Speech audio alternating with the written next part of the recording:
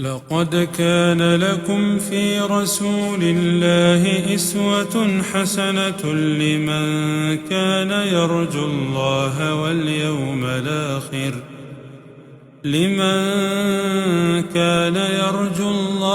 واليوم الآخر وذكر الله كثيرا. ولما رأى المؤمنون الأحزاب قالوا هذا ما وعدنا الله ورسوله وصدق الله ورسوله وما زادهم إلا إيمانا وتسليما. من المؤمنين رجال صدقوا ما عاهدوا الله عليه، فمنهم من قضى نحبه ومنهم من ينتظر وما بدلوا تبديلا. ليجزي الله الصادقين بصدقهم ويعذب المنافقين إن شاء أو يتوب عليهم، إن الله كان غفورا رحيما. ورد الله الذين كفروا بغيظهم لم ينالوا خيرا وكفى الله المؤمنين القتال وكان الله قويا عزيزا.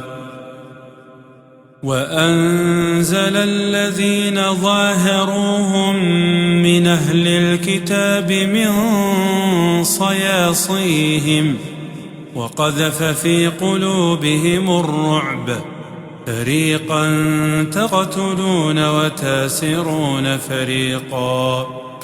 وأورثكم أرضهم وديارهم وأموالهم وأرضا لم تطئوها وكان الله على كل شيء قديرا. يا أيها النبي قل لأزواجك إن كنتن تردن الحياة الدنيا وزينتها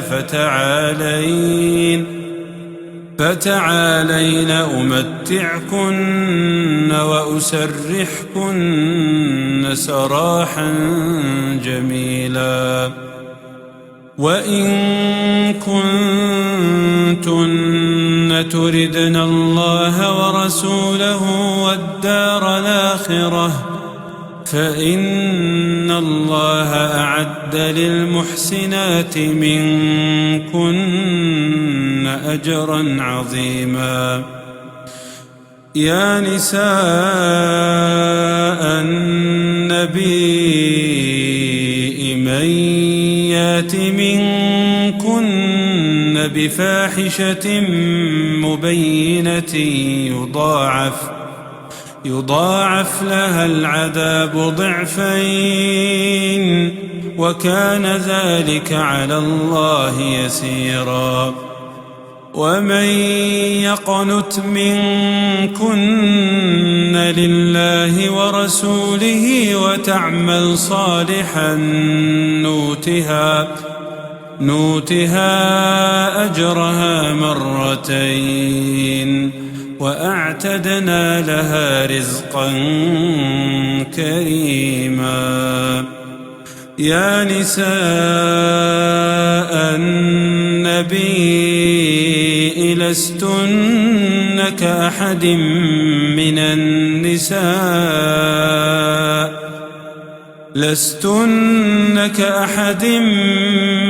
النساء إن اتقيتن فلا تخضعن بالقول فيطمع الذي في قلبه مرض وقلن قولا معروفا وقرن في بيوتكن ولا تبرجن تبرج الجاهلية الأولى وأقمنا الصلاة وآتينا الزكاة وأطعنا الله ورسوله إنما يريد الله ليذهب عنكم الرجس أهل البيت ويطهركم تطهيرا واذكرن ما يتلى في بيوتكن من آيات الله والحكمة إن الله كان لطيفا خبيرا إن المسلمين والمسلمات والمؤمنين والمؤمنات والقانتين والقانتات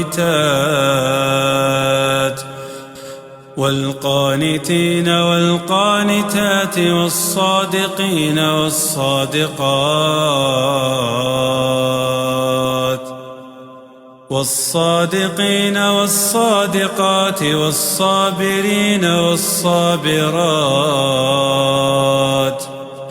والصابرين والصابرات والخاشعين والخاشعات والمتصدقين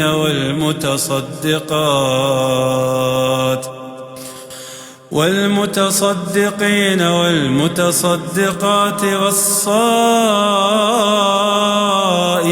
والصائمات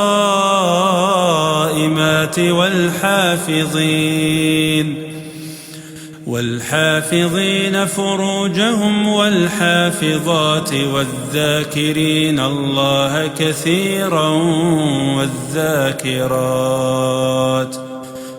أعد الله لهم مغفرة وأجرا عظيما.